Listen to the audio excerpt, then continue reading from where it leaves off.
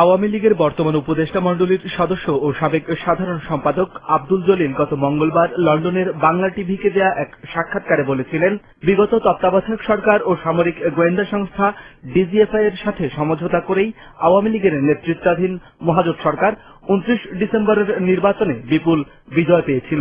যে ক্ষমতার এই বিপুল বিজয় এর পেছনে একটা আন্ডারস্ট্যান্ডিং আছে। উনি বন্দী অবস্থায় আমেরিকা গেলেন না, আস্তে আস্তে পালায় গেল।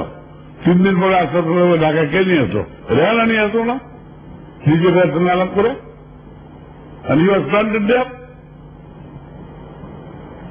কে বলবে বলেন? আওয়ামী লীগের বর্ষিয়ান এ নেতা সে সাক্ষাৎকারে বলেন, শুধু তাই নয়, বর্তমান সরকারের 99% মন্ত্রী ও আওয়ামী লীগের কেন্দ্রীয় নেতারা ডিজিএফআই এর সাথে সম্পর্ক রাখছেন। 99% আওয়ামী লীগের নেতারা যারা ক্যাবিনেটেও যারা আছে, they had link up with DGFI. DGFI আমাকেই পারে নাই তাদের নিয়ন্ত্রণে নিতে।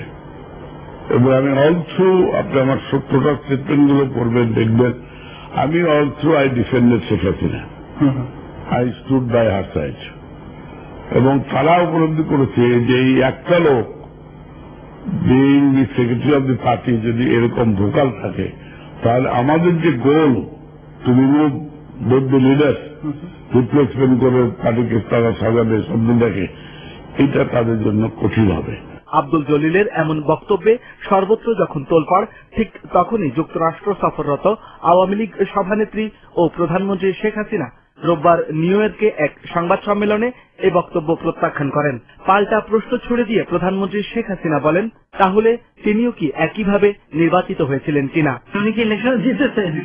উনি যদি জিতেছেন, উনি কি মনে করেন যে উনি ওইভাবে জিতেছেন?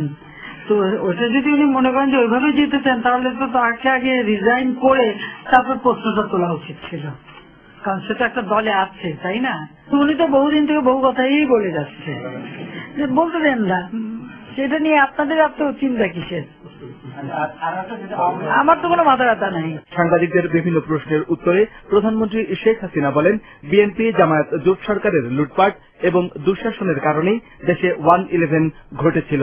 মিলিটারি ডিক্টেটরের পকেট থেকে তারাই কিন্তু এইভাবে ভোট রিগিং, ভোট কারচুপি, ভোট চুরি, নানা রকম কলা কৌশল এবং তারপরে এই সর্বনাশগুলি করে যাচ্ছে। এবং আমি আপনার সাথে একমত যে এমন একটা কিছু হওয়া উচিত যাতে কখনো এরা আর না আসতে পারে। এখানে সকলে সমর্থন পায়, তাহলে নিশ্চয়ই আমরা অবস্থা পরিবর্তন করতে পারবো। তবে তার আগে এই তাদেরকেই সামলান যাদের ক্ষমতা যাবার খায়, কিন্তু ভোটও পায় না, ইলেকশন দাঁড়ালে জামানত রাখতে পারে না, দল গঠন করতে গেলে লোক পায় না। আব্দুল জলিলের বিরুদ্ধে দলীয় কোনো ব্যবস্থা নেওয়া হবে কিনা সাংবাদিকদের এমন প্রশ্নের উত্তর দেননি প্রধানমন্ত্রী। Hasan Mahmud, Islamic television.